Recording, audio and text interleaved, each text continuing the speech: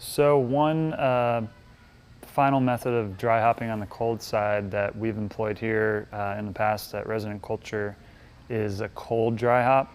Essentially what we're doing with that is we're waiting for fermentation to complete. We've cleared up the diacetyl. The beer is where we want it.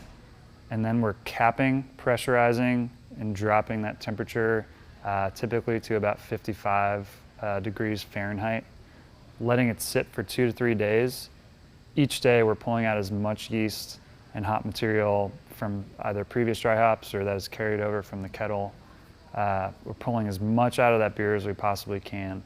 The theory there is that we want those hops to shine.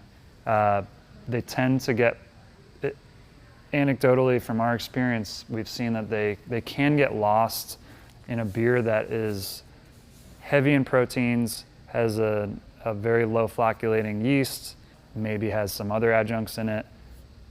We found that the yeast, especially when it drops out, can also pull with it some of your hop aromas and flavors.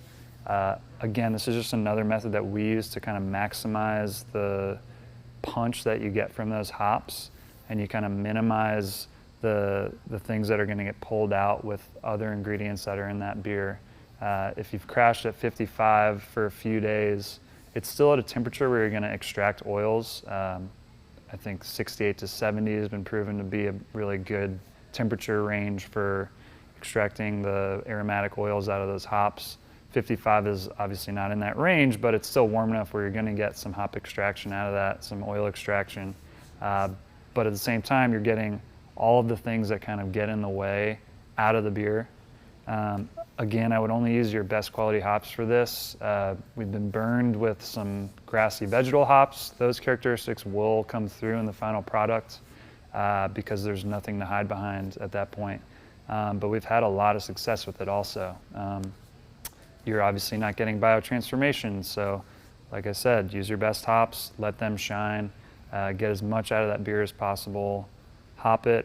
We find, especially on the cold side, since the hop oils aren't as soluble at those temperatures, a recirc is helpful to really extract the most out of those hops that you can. Again, keep it at a low speed. You don't want to shear those hops too badly and extract astringency out of them. But that method has been pretty successful for us in the past when we've had good hops. It can backfire on you, but if you have a hop that you're really excited about, it smells great out of the bag, you've used it in previous beers and they've been great, I would recommend trying this, especially those of you that have pressurizable vessels. Cap them, put about 5 to 7 psi, crash them to 50 to 55 Fahrenheit for at least 3 days, pull out yeast each day, and then dry hop. If you have a pressurizable vessel, I'm guessing there's a likelihood that you have the ability to also recirc. And I would highly suggest trying it. I think you're going to find that the hops really pop and jump out of the glass at you.